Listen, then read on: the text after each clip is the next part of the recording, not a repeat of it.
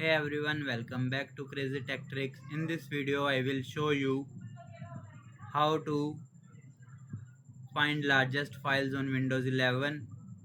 So let's get started. Firstly, open File Explorer by pressing Windows plus E. Now click on this PC. Now click on the search box in the top right corner. Then type size. Then press enter. Here you will see it will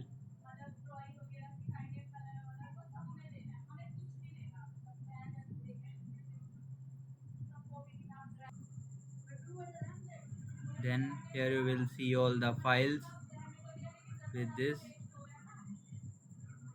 like medium 128 MB. It will take time. We are searching in the downloads folder, like search for size, then press enter. Here you will see it will show all according to size. Now click on sort, then click on group by, then click on size. Now you will see the largest files in the top and the smallest files in the bottom.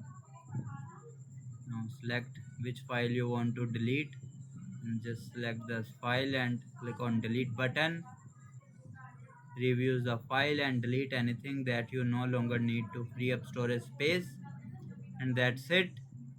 Now you know how to find the largest files on Windows 11. If this video helped you, make sure to like the video, share it with your friends, and thanks for watching.